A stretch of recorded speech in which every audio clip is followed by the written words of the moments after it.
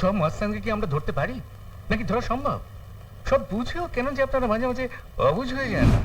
আপনি দেশের মুখ্যমন্ত্রী হয়ে যেখানে দাঁড়াতে ভয় পাচ্ছেন, আমরা তো সেখানে চুনোপুটি।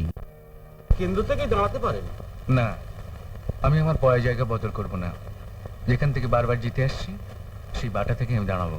আপনি থাকেন টালিগঞ্জে আর দাঁড়াচ্ছেন বাটা থেকে, আর বাটা মানুষ আপনি জেতাচ্ছেন। নবাবগঞ্জ থেকে দাঁড়ালেও আপনি জিতবেন। একবার চেষ্টা করে দেখলে ক্ষতি কি?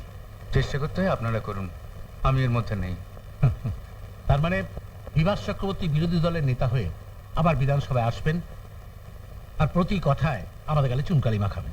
আপনি একটু দলের সাথে ভেবে দেখুন না স্যার। দলটা তো শুধু আমার একার নয়, আপনারও। আমাকে না বলে আপনি নিজে বিভাসের বিরুদ্ধে দাঁড়ান না। আপনি দেশের মুখ্যমন্ত্রী হয়ে যেখানে দাঁড়াতে ভয় পাচ্ছেন, আমরা তো সেখানে চুনোপুটি। তাহলে আপনিই বলে দিন স্যার, ওই কেন্দ্র থেকে কে দাঁড়াবে? যখন কোনো এক্সিস্টিং মন্ত্রী বা এমএলএ কোনো রকম ঝুঁকি নিতে রাজি হচ্ছেন না, তখন আমাদের অন্য কোনো ক্যান্ডিডেট দাঁড় করাতেই হবে। বিভাসবাবুর গ্রামে বিমল চৌধুরী নামে একজন প্রাইমারি স্কুলের হেডমাস্টার আছেন। শুনেছি উনি সৎ, পরোপকারী।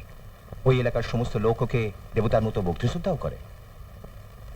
ওকে বুঝিয়ে সুঝিয়ে যদি নির্দল প্রার্থী হিসেবে দাঁড় করানো যায়, তাহলে যিনি কোনোদিন কোন রকম রাজনীতি করেননি, এই রকম একজন আনকরা ক্যান্ডিডেটকে দাঁড় করিয়ে কি বিভাস চক্রবর্তীকে হারাতে পারবেন? ওই আসনটিতে তো গতবারেও আমরা গোহারান হেরেছি, এবারও নাই তাই হবে। তার থেকে বেশি কিছু তো হবে না। একবার চেষ্টা করতে দোষ কি? আপনারা যত চেষ্টা করুন, বিভাসকে আপনারা হারাতে পারবেন না। তার ছেলে লোকাল মাস্তান, বাবার বিরুদ্ধে সে কাউকে জিততে দেবে না। আমরা যখন জানি ওর ছেলে মাস্তান, তখন এসপি কে দিয়ে ওর ছেলেকে ধরিয়ে দিচ্ছি না কেন? সব মাস্তানকে কি আমরা ধরতে পারি, নাকি ধরা সম্ভব? সব বুঝেও কেন যে আপনারা মাঝে মাঝে অবুঝ হয়ে যান? শুনেছি বিমল বাবুর ছেলেও মাস্তানিতে খুব একটা কম যায় না। তা আমরা যদি পেছন থেকে তাকে একটু ক্ষতিটা কি?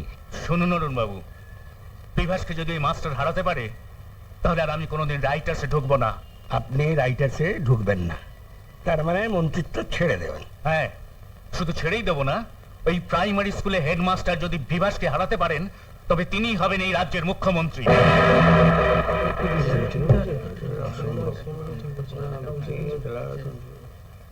চলুন তাহলে আমরা কজন গিয়ে ওই হেডমাস্টার মশাইয়ের বোনের সঙ্গে একবার কথা বলে দেখি। ওনার বোন কি করবেন? আমার স্ত্রী আর হেডমাস্টার মশাইয়ের বোন একই কলেজে পড়তো। ওর মুখে আমি হেডমাস্টার মশাইয়ের কথা শুনেছি। আমার স্ত্রী বলছিল হেডমাস্টার মশাইয়ের বাবা মা ছোটবেলায় মারা যাবার পর উনি ওই বোনকে পিতৃস্নেহে মানুষ করেন, তাই বোনের কথা উনি ফেলতে পারেন না।